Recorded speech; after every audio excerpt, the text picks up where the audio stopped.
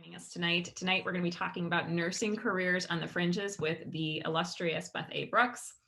And as we go along, a couple things as you're all joining us. Please ask questions through the Zoom chat. Make sure you're listening, learning, and connecting, not only with the speaker, but with each other if possible.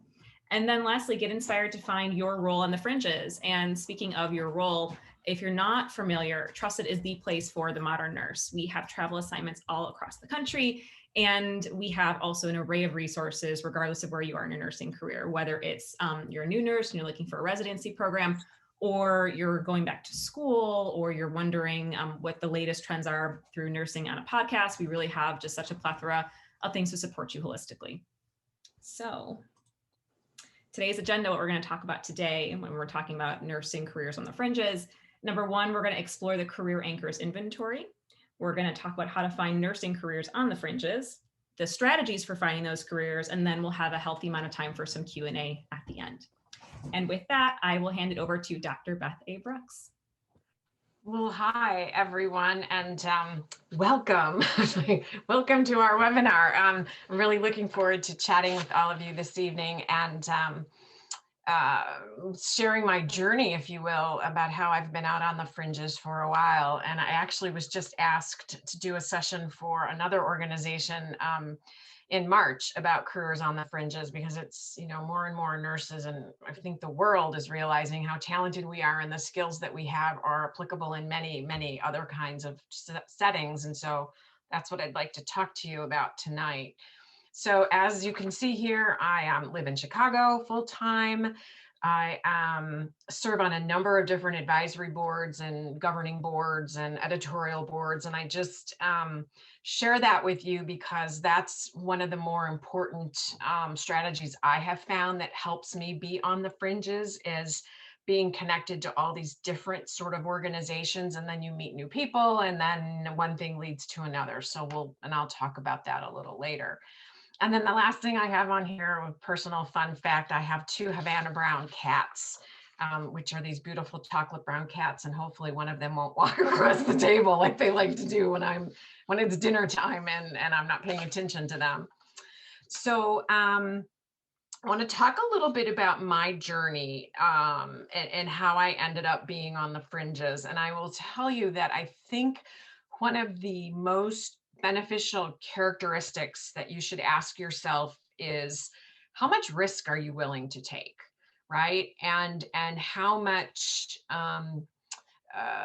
comfort do you have with being in environments that are pretty places where there aren't nurses? And so you have to sort of think about, gosh, how do I be on the fringes? Well, it's all about taking risks. And if someone pitches an idea to you about this type of job, you have to almost be able to say, yeah, I want to try that. And then I can talk with you more a little bit. So I just, I'll never forget being at work one day. I was the nurse recruiter for a temporary nursing agency way back in the day.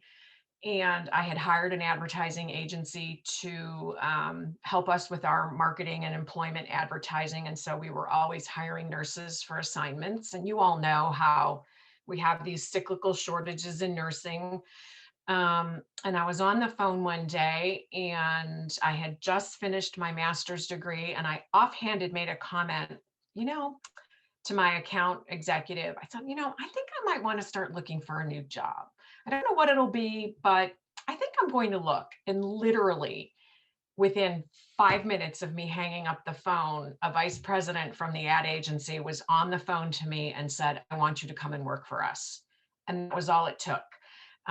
So it was not planned, not very purposeful, which many career coaches will say, oh, you need a plan and you need to be very strategic and very purposeful.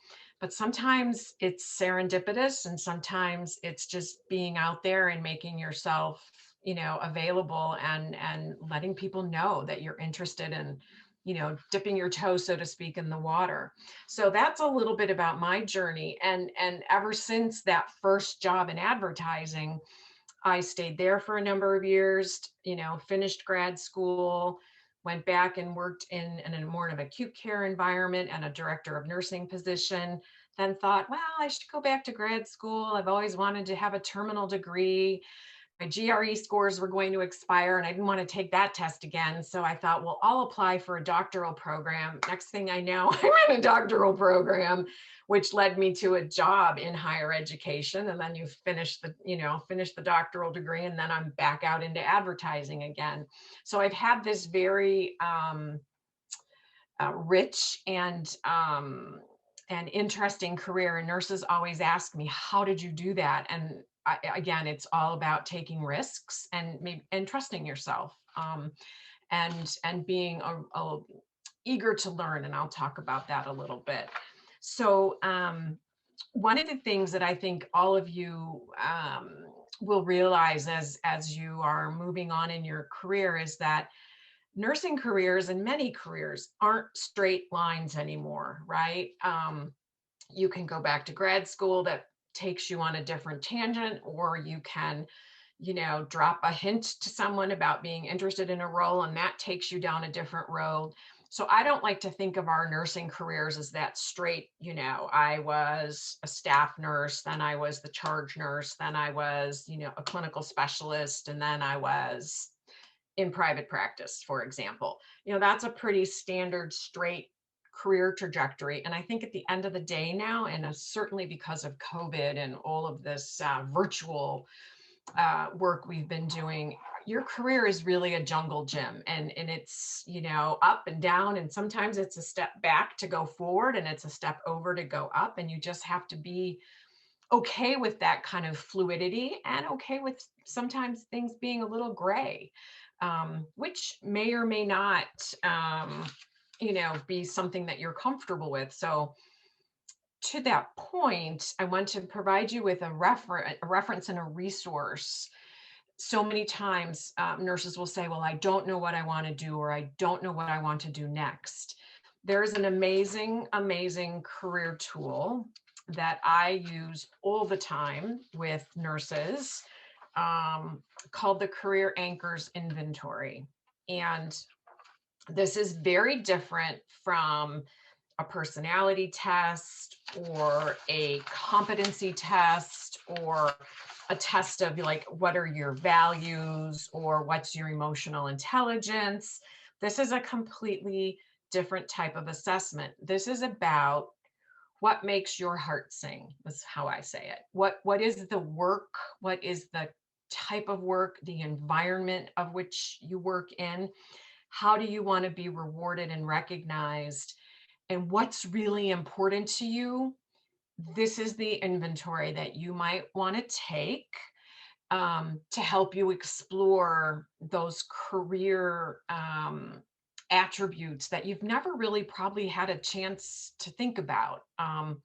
Nursing, we're notoriously, I don't want to say undisciplined, but we don't always spend a lot of time with career development. We sort of go to work and we say, okay, what's my next step? And it's a very traditional trajectory.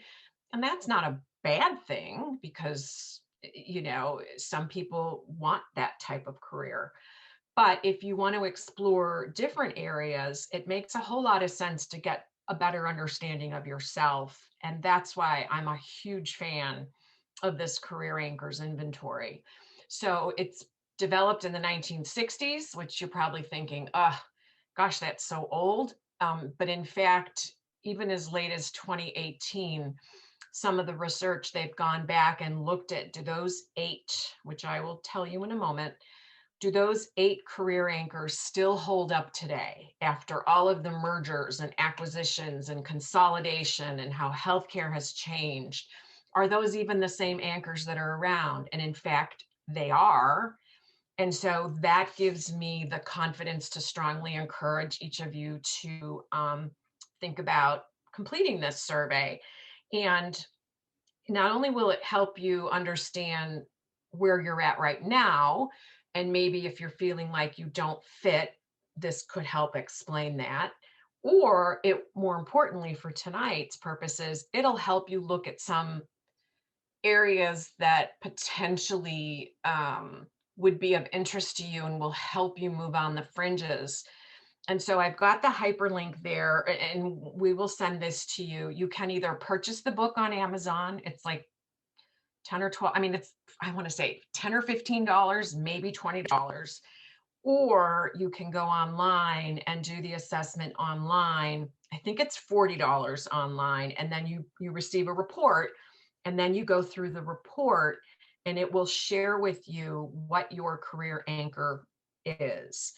So if I go to my next slide, depending on where you're at in your career, it can take about 10 years for you to figure out, what is it I really like? And when I show you the career anchors, that'll make sense because, the early part of our career, we're just learning how to be a nurse, how to think like a nurse, how to problem solve, how to make decisions, how to prioritize. And then you begin to understand, gosh, I really like this type of work, but I'm not so crazy about this type of work. And so sometimes that can take 5 to 10 years for that to sort of gel in your own mind. And so I just throw that out there as that's not to say you can't do this survey if you're 5 years into your career, but just know that you may not have had enough of a variety of experiences to have had your career anchor settle, because each of us has one anchor, and we all will settle, if you will, or be grounded by that anchor. That's the core of the type of work, the type of environment, and that will make your heart sing. So, and people do take it once and then take it later. It's not intended to change, but it might give you some different insight if you're younger into your career versus a little bit later into your career. So something to think about. So let's flip one more, and I want to talk to you about these different anchors.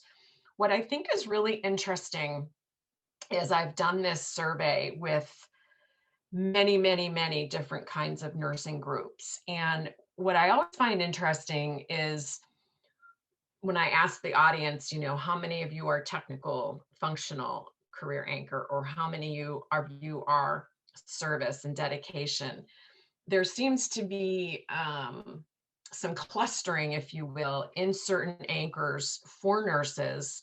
And I think that's probably because of how we're educated, why we go into nursing.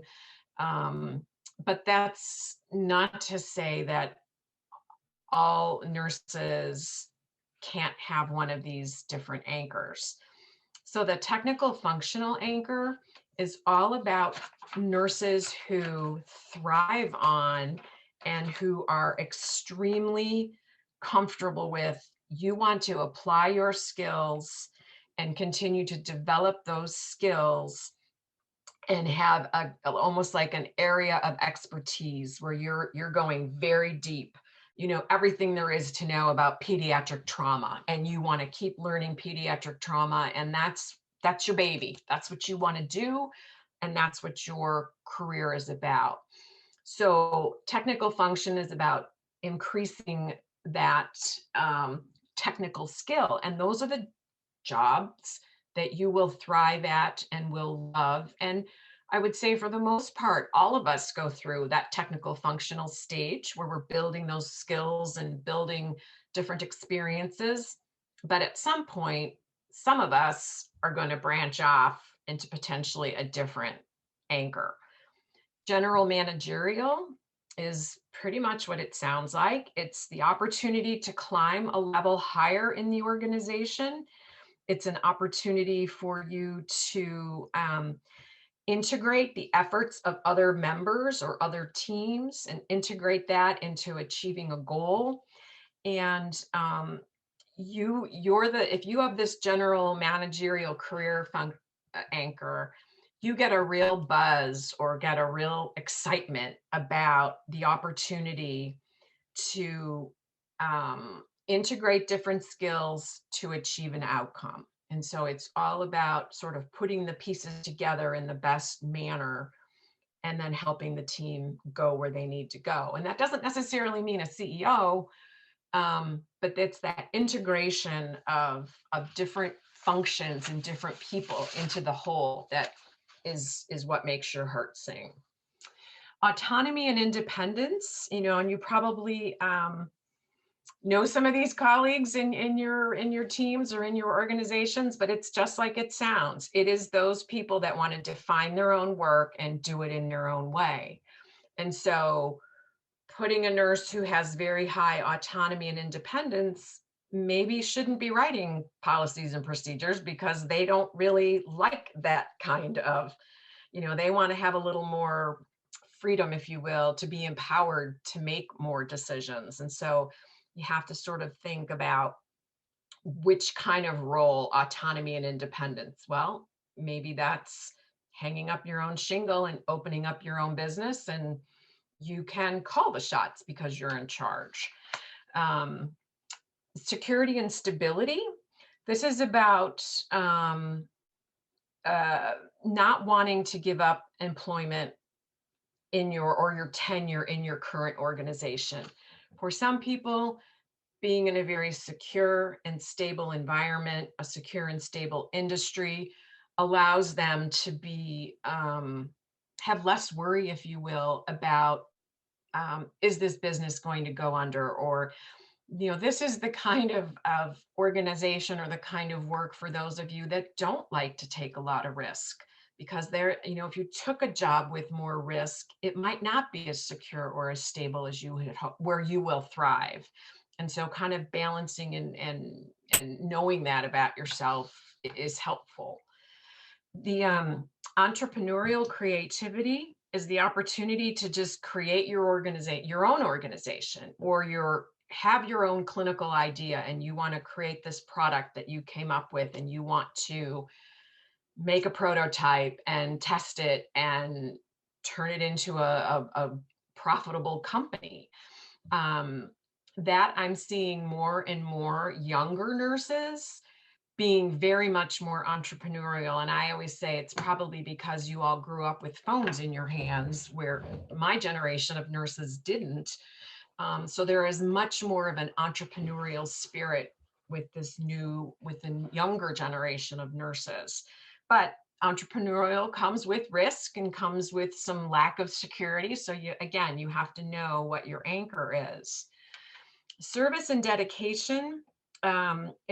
These are people that pursue work that lets them achieve something of value, or make the world a better place, or make their mark on the world. And so you're someone that wants to, bring harmony between different people and different cultures, and curing the disease, and like giving this service back to society.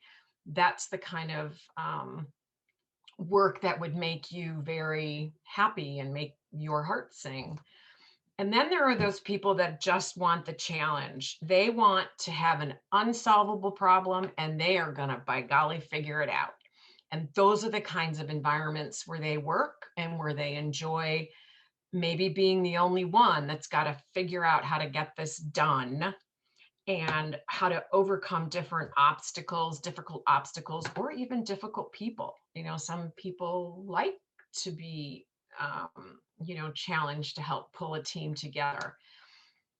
And then the final is lifestyle. And this is about a work situation. I think this is pretty intuitive, that lets you balance your work in your life, right?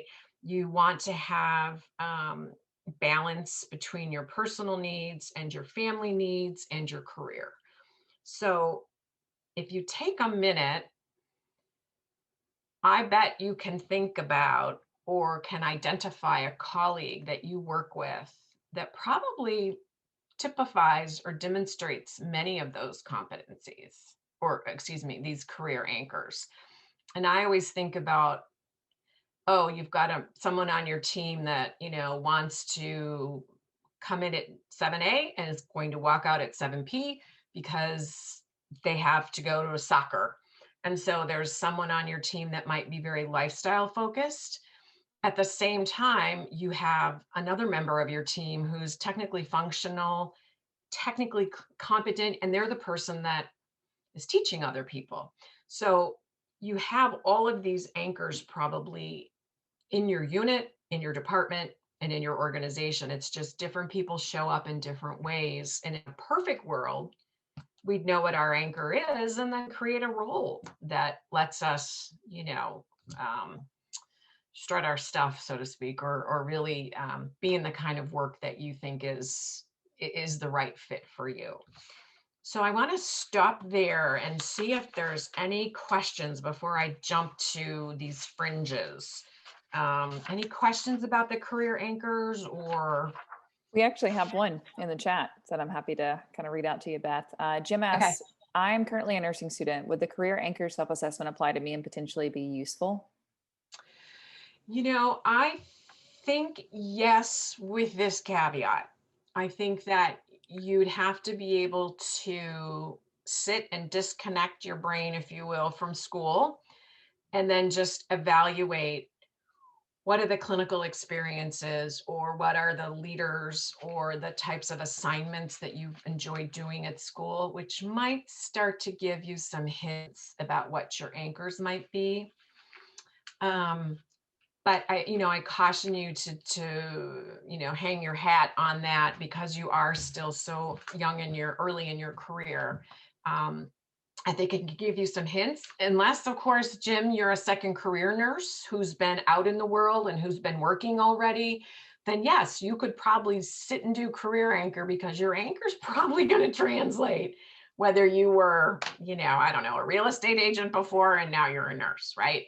So that would be my other caveat there, whether or not you're a second career and have had a lot of other work experience.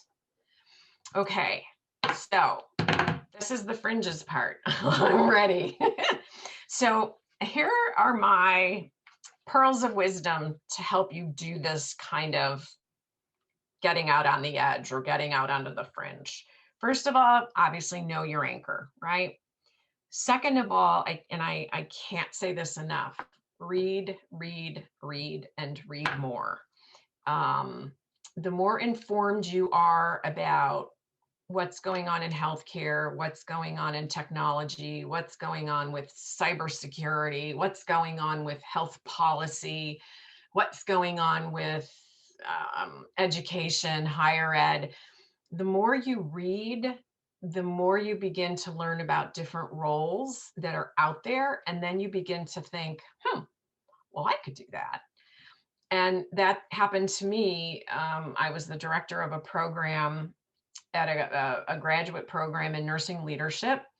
And I was reading Modern Healthcare. And in the back, there were these little blurbs about, oh, here's what's new and here's going on there and blah, blah, blah. And I read about a company that was going to do online patient education. And they were up in Evanston, which is not horribly far from where I'm at. And I looked and I'm like, patient education. Nurses know how to do that. Online patient education. That could be cool. I wonder if they have a nurse in their company. And I picked up the phone and I called them, and they didn't. And then one thing led to another. So the more you read, the more you do research, the more you sort of have your feelers out there, the better off you will be spotting those opportunities when they pop up, probably when you least expect them. More tips or hints about exploring the fringes. Networking is the number one way you hear about these types of opportunities. Someone will call and say, hey, do you know anyone who could do blah, blah, blah? And you're like, let me call, I'm looking on the screen. Let me call Lacey. I bet Lacey would be perfect for this job, right? So you want to be networked. You want to have your Rolodex. I know it's old fashioned word, but you want to have a deep Rolodex. You want to be staying connected to your faculty, your classmates, your, folks you meet in a clinical rotation. That's the beginning of building your Rolodex and building your network. And you want people way outside your network in another company, in another industry, but then you also have folks that are in your immediate network. And that's a whole nother webinar on how to do that kind of networking. I always recommend to nurses, call up for an informational interview. You think, gosh, I'd really like to go work at this NGO, non-government organization that's doing relief work in Africa. I wonder what that would be like to be a nurse in a non-government organization. Well, work your network, try to find someone that knows someone that works there. And if all else fails, you pick up the phone and say, I would like to meet with the chief nurse or the chief whomever to learn more about your organization. And most people like to talk about themselves and like to talk about their work. So if, I think those kind of informational interviews are always enlightening and educating, really. I have on here volunteer, whether that's volunteering, in church, is that volunteering at a technology company, volunteering at the Red Cross, volunteering at a food bank. All of those kinds of volunteer activities can lead to the next job that you never even thought about. And there's a nurse here in Chicago that started a program at Rush where all of the food that wasn't consumed in the hospital, she found out there was a terrible need in the community for food. And so they would package up the food from the hospital and then deliver it to the food bank in the surrounding communities. And I can't remember the name of her company right now, but that was all a nurse. And she just saw an opportunity and just went for it.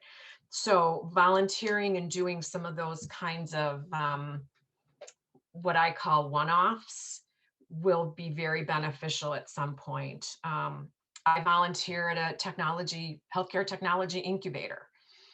Once a month for 2 hours, they send out my name and different entrepreneurs sign up to talk to me, and they want to know if they have a good idea, who would buy it, would patients use this technology, et cetera, et cetera. And from that volunteer work, I've now been able to extend my network and doing some consulting for those companies. And then my last two pieces here, take risks, which I've already talked about, and then maintain your nursing license. I think that gives you that comfort and that assurance.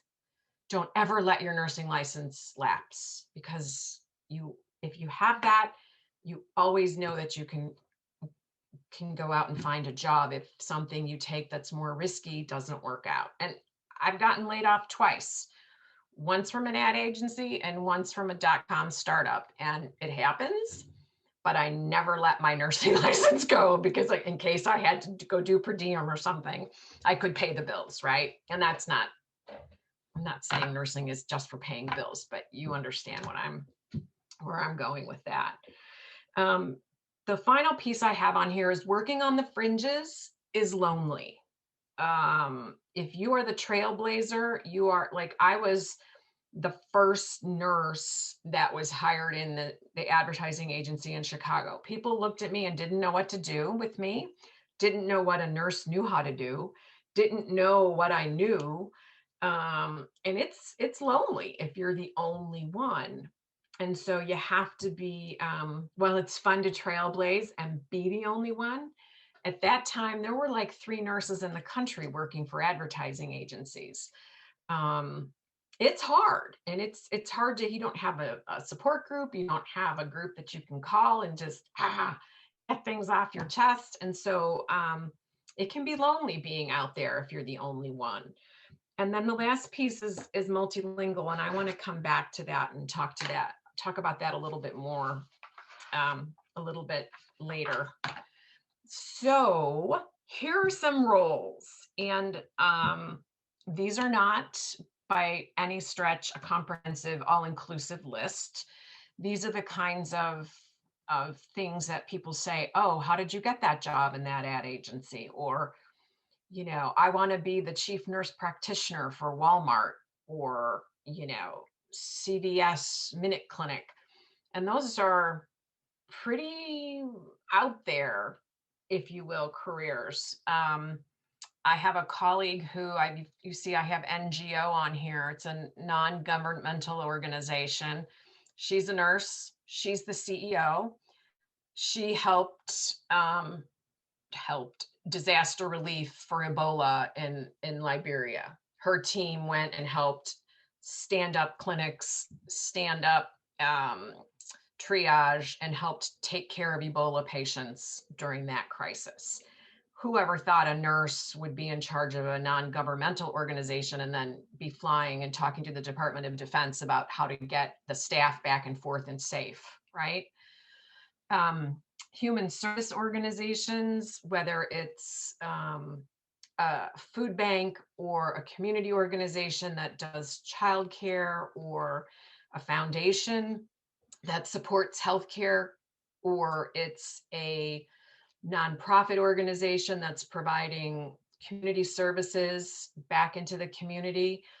All those kinds of organizations probably aren't top of mind, but those are all the organizations that tremendously benefit from having a nurse, right? And I've got architectural firms. Those of you know, if we're building a new hospital, how do we design the ICU, or how do we design the ER? And all of those architectural firms have nurses on their teams, just like technology companies and pharmaceutical companies and medical device companies.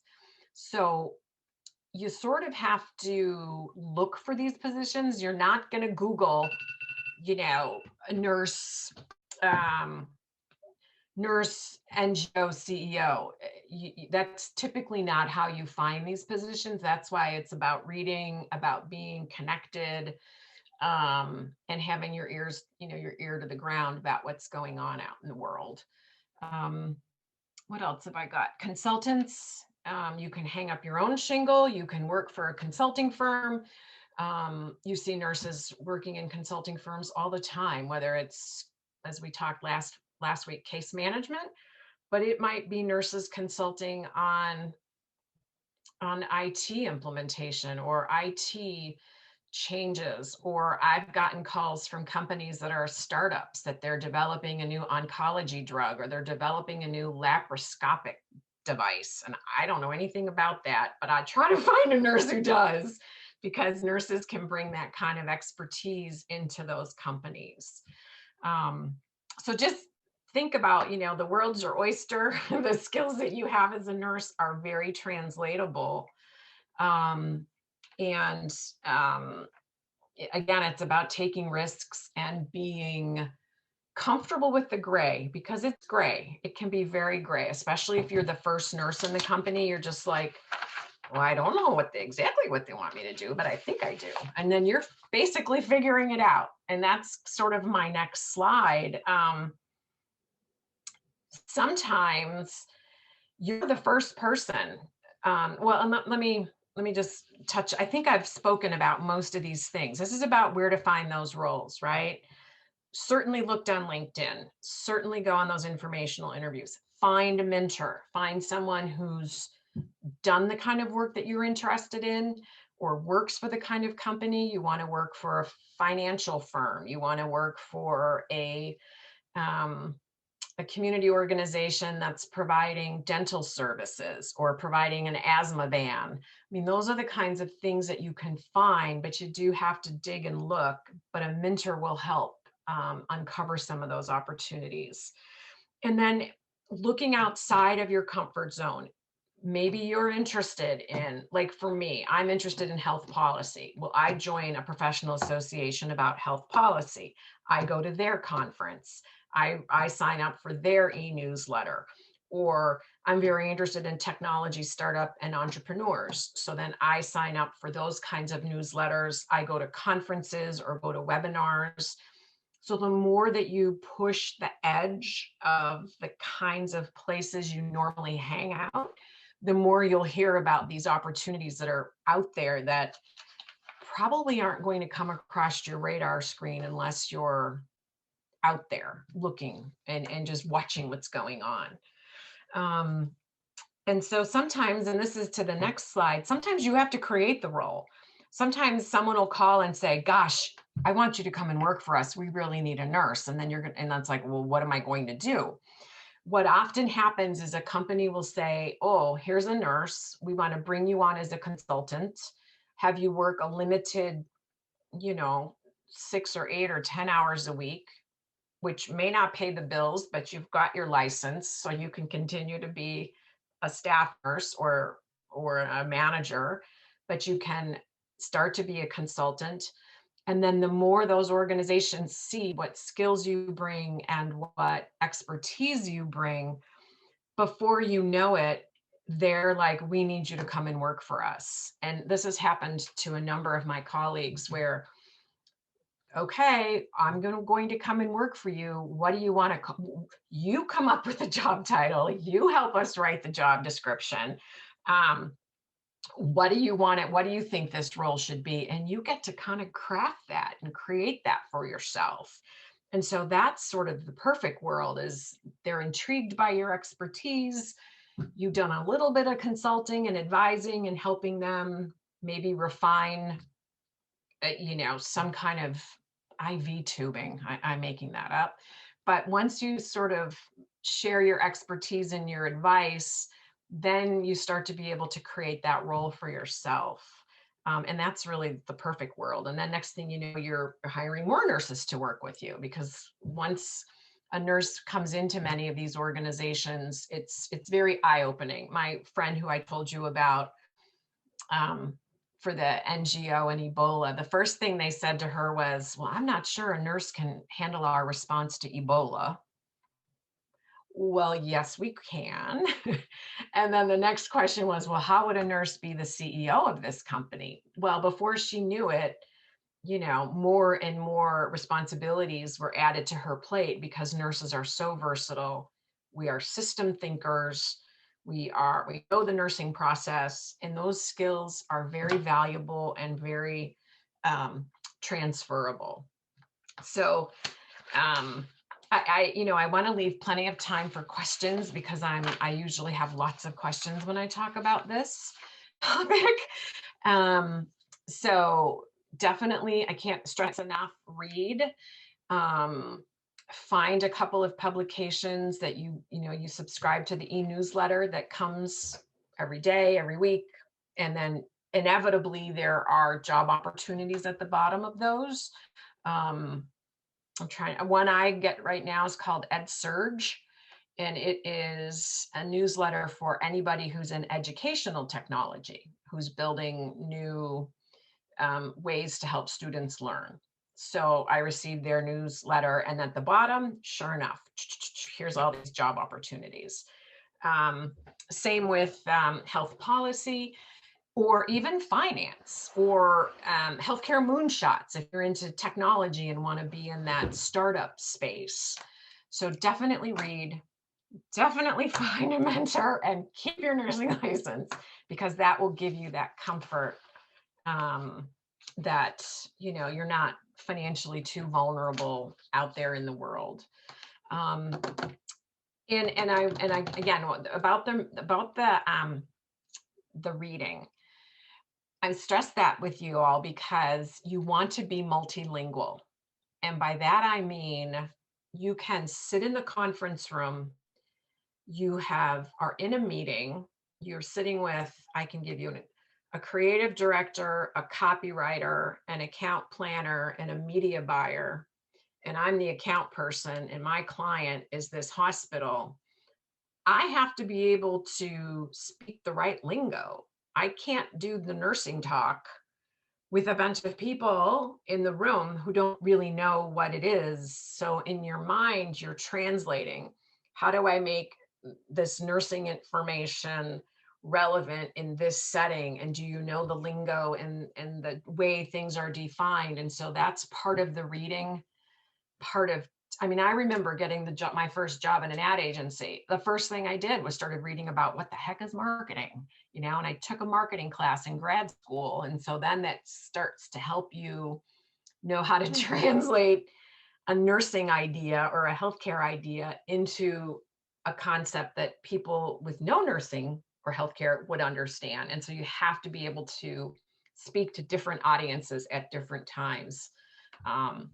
Because the last thing you want is to always talk like a nurse when what they need from you is to translate, because you're a nurse.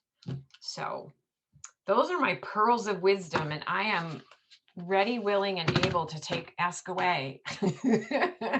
Ask away. Yeah, absolutely. Anyone can just drop their questions into the chat right here for Beth. But just while we're waiting for people to share their questions, I currently run Trusted Health's social media accounts and help with our community efforts. So I'm considered I guess I would be considered a nursing career on the fringe.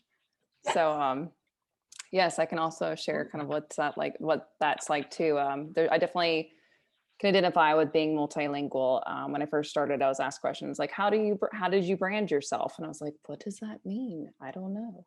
So having to learn how to like speak that marketing language has been definitely has thrown some curveballs at me, but now I can speak kind of both languages fairly well enough, and kind of can speak to the nursing audience and the marketing crowd as well. That's great. And I think that's really important. You have to have the finance language too. As soon as you get, too far on the fringes, you need to know how to make money or how money's made, and how to talk finance too. Absolutely. Speaking to our engineering teams, I'm like, how do I describe this in a way that makes sense to them? When I'm trying to translate, like why a nurse is having an issue with something that's going on, and so that's been really interesting to kind of work with all these different people from different departments and learn how to speak to them and have them understand. Mm-hmm. I'll add a small note. I'm not a nurse, as many of you probably know, but I work with Casey every day, and I've been privileged enough to work with Beth a few times over. And I find that speaking the other language is really, really important for anybody, not just a nurse, but getting to know the industry in which you're approaching and really targeting your skills to apply to that industry. I know Beth touched on this a lot, but on the marketing front, you're truly marketing yourself, and you're taking those skills and retargeting them in the way that suits you, but also suits the company that you're talking to. And again, coming from a non-nurse, do not sell yourself short, because you all have this wide variety of skills that, from my perspective, from hiring people for a long time in the marketing and community and communication space, they are so valuable. And I'll plug another event that we have coming up, but we're talking about how to market your nursing skills on the 17th of February. But I think just my pearl of wisdom, if I'm able to share one, is don't sell yourself short, because you have this really wide berth to take, and the time is yours to take it now, whether that's going back to school, whether that's doing the research and finding a mentor. But as soon as you're able to talk to those people who are the decision makers, they will see very clearly the skills that you bring and how valuable they are. So absolutely, nurses are badasses, and don't ever sell yourself short at all. I mean, you really are. And I think that critical thinking that we learn, and kind of like working through those decision trees on the floor in the unit, especially when I was a pediatric ER nurse, it served me so well in this position. And I think that like you have a lot more to offer than you probably realize, but imposter syndrome is real. So I come across that still myself. So, but it looks like we have a few questions. Let's see. Martha asked, I want to start my own private ditty. I'm not sure if that might be a typo. Providing respite nursing services across the U.S. Do I need a license in each state? Providing what? I'm sorry. She wants to start her own private, maybe it's entity providing respite nursing services across the U.S. Do I need a license in each state? Well, I think that my gut answer is it depends where you were originally licensed and where you will practice if those states are in the compact. Right. So you might want to go on the National Council for State Boards of Nursing's website and look at which states are in the compact, because I think it's 26-ish, not all 50. And by compact, it's like your nursing license is like your driver's license, right? You can drive anywhere because you're licensed for me in Illinois. We're getting closer now to having a nursing license that can travel across borders, because telehealth is really pushing, if you want to practice in Indiana, I'd have to get licensed in Indiana. So check to see if where you're thinking of working are compact states or not, because there are states where your one license lets you practice in those other states. All right, awesome. Good advice. Adrienne Morse asked, I'm going back to school to receive a master's in healthcare innovation. What area of nursing and or healthcare professions are popping up that are highly innovative? I just want to say this to whoever that is. There's some really good research that's come out about the lack of innovation. Most CNOs are very uncomfortable, do not have innovation competencies. Most healthcare organizations move quite slowly to innovate. So if you want to be quickly hit the ground running, you might find yourself on the outside working for a technology company that's developing a solution because while I love my colleagues in acute care and in healthcare, we don't innovate well, we don't move quickly. And so to put that degree to good use, you might need to be on the vendor side, so to speak. That's my first blush answer. And I would absolutely find a technology incubator or accelerator. There's lists on the internet. Find one and start volunteering or being a mentor. Because you'd be surprised, I meet with founders and CEOs of tech companies. They don't even know what nurses do. They think we're all medicine. And so you have to do a lot of educating and a lot of informing. And that happens no matter where you are. I remember working on a business pitch for a pharmaceutical company and the ad agency, and the account director looked at me and said, well, what do nurses know about pharmaceuticals? And I said, well, we administer them. So people don't know what we do. They think what we do is on TV. So you have to spend a lot of time educating and informing, and that might be, for a little bit easier in the tech space if you're on the outside first. Absolutely. We have a head of clinical innovation, Dan Weberg at Trusted Health, who helps us make a lot of decisions at the company and make sure we're going the right direction and supporting our nurses. So I've seen it firsthand. Yeah. If you go the entrepreneurship route, what resources are out there to learn about business, contracts, and money, finances? So this is a great question. A couple of things. One, there's an association called the National Nurses and Business Association, NNBA. And if you go on their website, they have webinars and a conference and all these resources and materials for nurses that want to start a business. So I would start there.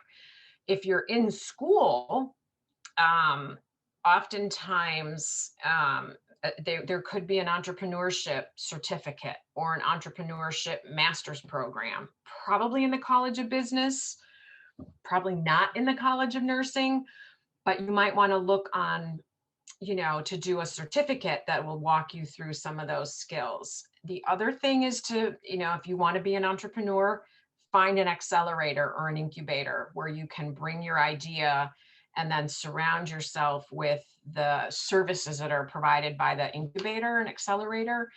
That could be from, intellectual property agreements to non-disclosure agreements and everything in between. So those are a couple of ideas off the top of my head. All right, awesome. Thank you. Savannah asked, what are some of your favorite publishers or avenues to read? Okay. So I read a lot, which scares my husband, but that's okay. I subscribe to Startup Health, which is a e-newsletter about tech and startups. I subscribe to Angel List, which is where people are looking to, either fund a startup or find one to work. I read Jonah, Journal of Nursing Administration. I read Nursing Forum. Don't forget, I'm on the editorial boards of some of these, so I'm not normally receiving them. I receive Politico. eHealth, which is published by Politico, tells you everything that's going on in Washington, D.C. about e-healthcare. I read Politico's newsletter on higher education. I read, gosh, I look at the Wall Street Journal, the Washington Post, the New York Times. I have those, little alerts like pushed to me. I don't read any books that aren't evidence-based, so to speak. I'm kind of a snob about that. So I'm not the kind of person that's going to pick up the hottest management book unless it's got some solid rigor behind it. Gosh, that's off the top of my head. I just read a lot. I skim and, skim a lot. I read an article the other day, you're going to think I'm crazy, from the Journal of Computational Storytelling. I never even knew there was such a journal, but it was about how they're using IA to watch how rumors spread on the internet. So I just read a lot. Mostly just get those pushes to your inbox. That makes it the easiest. I hope everyone was taking notes for that, Beth. That was a lot What's of that? good. I hope everyone was taking notes for that. That was a lot of good tidbits. Yeah, this Journal of Computational Storytelling, or what, I was like flabbergasted at this study, what they did. So anyway. That's awesome. Well, we have a few more questions. Okay. This is a great question, and I think that I can speak to this as well. Christine asked, were you nervous about losing your inpatient nursing skills when you switched to a job on the Fringes? Was there a transition period where you didn't feel like a real nurse because of the traditional definition of how nursing is seen, and how did you work through that? I'll let you go first. Yeah. So this is one of my little soapboxes. So I'm informing you now, I'm getting up on it. Once a nurse, always a nurse. You're never a former nurse. So don't let anybody tell you or say to you, well, when you were a nurse, you say, well, hang on a minute. I'm still a nurse. My brain is wired like a nurse. So I think you have to just get comfortable with what you know and what you don't know, right? So my elderly parents, they're gone now, but they would call me all the time and ask, like, what's Lipitor for? And I'm like, I don't know. I have to look it up, because that wasn't what I was clinically current anymore, right? But I was okay with that because I knew something else about how to prioritize, how to make decisions, or how to think like a nurse. You can't know everything. And as your skills evolve, you have to learn to be comfortable with where your knowledge is now versus what you had before. And that's not to say one is better or wrong or different, but it wouldn't make sense for me in my role right now to know exactly what Lipitor does, right? It's not relevant to my practice. But do I know how to go look up a drug and think through, gosh, is this information accurate and appropriate to give to my family member? You're never going to lose that skill as a nurse. And so it's kind of like the thinking skill, you will never go away. You might lose that immediate, what's this drug, or what is this clinical, like, what is COVID? You understand how to use a mask and why to use a mask. You don't necessarily need to know the science behind the mask. Is that making sense? And your skills will change. And you have to say, I haven't touched a patient in 10 years, but I do know that sounds kind of funny that your family member is experiencing that, or that that happened at the hospital. So your skills will change, but your brain is always wired like a nurse brain. I hope that's helpful. I agree. And for the sake of time, I'll be quick, but being a nurse is such a strong part about my identity that I'll never lose that. And I'll very, very much reinforce to my colleagues and everyone else that I am first and foremost a nurse. I think there was a transition period for me, especially when COVID hit. I felt like I was like, what am I doing? I need to be on the front lines. I need to be there supporting my coworkers. But then I realized being in this different role is I'm still being a nurse and I'm still supporting my fellow nurses and using my skills in a different way that still can make an impact. So it was just like, there was a period where I definitely felt that, and I still feel that sometimes, to be completely transparent, but I'm just realizing that I'm doing nursing in a new and different way. So Right. still a nurse, I'm just doing it differently these days. Yeah. And I think that's true of any nurse who leaves the bedside, because if you're going to do policy, if you're going to do community health, if you're going to be an educator, you're still a nurse. It's just you're nursing a different person or thing, if that makes sense. Absolutely. This is a great question from Shalonda. How do I convince non-nursing employers that I'm capable to learn a new skill and do it well? How do you convince them? That's a good, so could you give me a little bit more information? Like you've seen something and you're like, gosh, I know I could do that better. Is there a specific example? I'm trying to. I think maybe she's just saying that if it's someone who's not familiar with working with nurses, how can we convince them that we can do the job and do it well? I think well, for me, like, I don't know if you all saw that the President Biden has named a nurse as the interim surgeon general, which there has been a huge dust up today about, oh, that's insulting to physicians. Oh, what do nurses know how to do? How does a nurse know how to manage an organization? So if you can articulate what's different and unique about the nurse or the nursing role from other roles, then folks can start to see nursing is about health promotion, disease prevention, helping people to their optimum level of wellness. It's hard because there's so much overlap between medicine and nursing, but if you kind of go back to the core of nursing, what it is, what we do, and use that terminology and that framework, that might help folks start to see. It's like, what do we need a nurse on the board for? We already have a physician. Well, let me tell you, here's what nurses do that's different than what the physician does. And that's why it's beneficial to have. Does that make sense? I'm looking at Shalonda. That was her question, right? Does that make sense? Does make sense. I just know previously I switched specialties years ago, and it was very difficult to switch specialties. I worked in dialysis for a number of years, and I was career cast.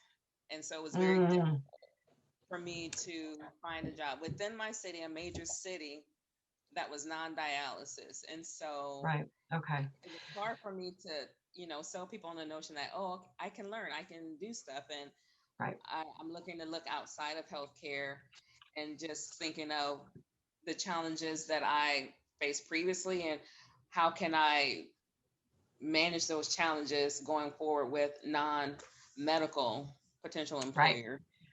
So now I understand your question better. So here's what I would do. I would think about moving jobs more frequently, because some people will say, oh, they're a job hopper. No, you look at my resume and you're going to think I'm a job hopper. No, you should see my network. You should see my ability to adapt to change. You should see my ability to learn, how I'm self-initiate to learn about the new industry or the new business or the new company. If you can demonstrate all the things that make you transferable, you may get past some of that, because it's like, oh, we need you to be the chief nurse, but you have to have been a chief nurse first. Well, then how am I going to be the chief nurse for the first time? Yours is similar. You want to be able to show that this is how I've changed, this is how I've grown, these are the different roles I've had within the same organization, this is how my skills have broadened, even though I've been in the same organization for 20 years. You've made these moves. So that's how I would reframe your expertise.